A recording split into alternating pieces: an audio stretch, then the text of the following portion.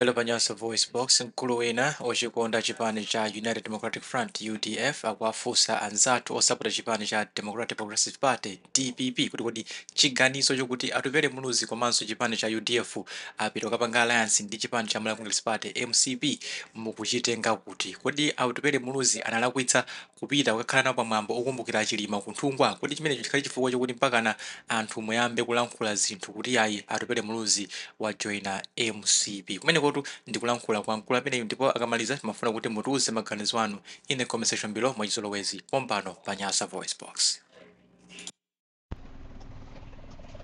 Amwene ife tikufuna tikuuze ni chonjino a DPP amene mukumangobwebweta basi kudwala ujeni mmati chani khunyu ndi DPP amene UDF. Inuyo tikufuna tikuuze ni chonchi choyambirira anzathu a DPP amalawi anzathu a DPP tikufuna tikuuze ni chonchi dziko la Malawi ngati lingavutike chifukwa cha MCP kuti MCP ngati ingawine zisankho zikubwerazi ndi chifukwa chake chathamo kudzikonda kwa inuyo anthu a DPP chifukwa amene akulepheresa kuti zipani zina zikajoine ku DPP kuja ndi akuluakulu a chipani cha DPP achinana Malomba achina kaya kuti kuli ndani kumene kuja Ben Phiri ndi azinzawo chifukwa chakuti akudziwa kuti DPP ichite mgwirizano mwachitsanzo ndi atupere muluzi UDF kapena Ford akudziwa kuti maudindo ena amene anthu amene wawa akanapeza ndiye kuti maudindo aja agawidwa kwa zipani zina zija ndi zimene achinana Malomba sakufuna ndi chifukwa chake iwo aja akumabweretsa kumene kujako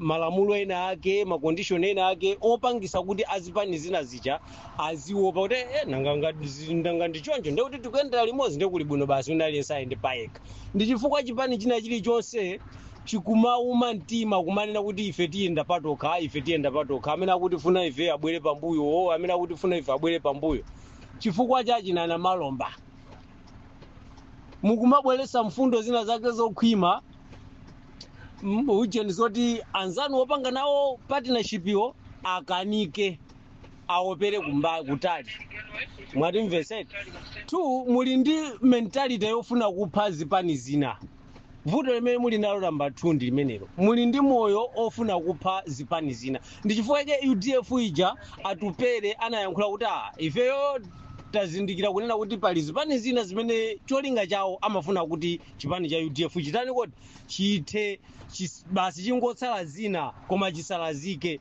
and zimenezozo zinaoneka m'mayankhulidwe amalemu Bingu wa Mutharika ndi ena otero aku DPP mwamva ndiye ngati chipani cha MCP chikwanise kuwina chifukwa cha thamo lanu limene lili inuyo a DPP mwatimveseti china ndi ichi inuyo a DPP musanayambe tikulimbana ndi MCP ngati panali adani a MCP amene analimbanako ndi amene analimbanako ndi MCP koyambirira zipani zake tu ndi UDF ndi Ford inu kulibe inuyo MCP kumenyana ndi MCP mukuchita kuphunzira ifeyo a UDF kumenyana ndi MCP tinamenyana nayo kuyambira 1992 mwatimveseti a DPP amene a UDF fe ndi a Ford MCP tinayamba kumenyana nayo 1992 1993 mpaka tinayigonjesa nkulowa referendum ndikuyiwinaso mu general election inuyo kulibe achina chimwendo banda aja kulibe ali tiyana amene aja kunali anthu achina Ntaba achina ujeni John Tembo adakali fresh ali opya kuli Malawi Young Pioneer ya mifuti osati Malawi Young Pioneer ya zikwanje Malawi Young Pioneer ya mifuti military trend anthu oti amadziwa kale nkhondo olo Malawi ameja imaopa osati inu simukumenya ndi MCP mukumenya ndi tiyana ta MCP ifa UDF ndi amene tikuidziwa MCP tinayithibula tinayigonjetsa ndipo ngati pali anthu amene amayidziwa MCP A to Z ndi ife osati inu a DPP mwamva ndiye mukamango bwebwe ndiye ifeyo democracy timaidziwa. Pali zinthu zina zimene anthu mumayenera kupangira limodzi pa chizungu amati for national interest. Pazifukwa zoti izizi tikupanga zinthu za dziko, it doesn't matter kuti akulamulirawo ndikudziwa kuti IMCP aononga dzikoli, ife UDF sifa ndopusa ayi ndipo ndale sitinazidziwe lero amene iniyo a DPP ndale mwaziphunzira kuchokera kwa ife a UDF. Zimenezo ndiye olo muzitumbwa muziyankhula chani kutani kuziona kutani inuyo a DPP Eugene politics mwaphunzira kuchokera kwa ife a UDF. Ndiye ife timaziwa politics komanso democracy ku Malawi timaidziwa ndife inuyo musanafike pomatamika apa kuti oya DPP maziwa democracy tinayambirira ndife a UDF. Mwamvaedi ndiye ifeyo we know kuti pali ma occasion ena amene boma limene likulamula longa khale kuti ndi limene latizunza ali kuti zunza laononga dziko lija as much as we know ife a UDF.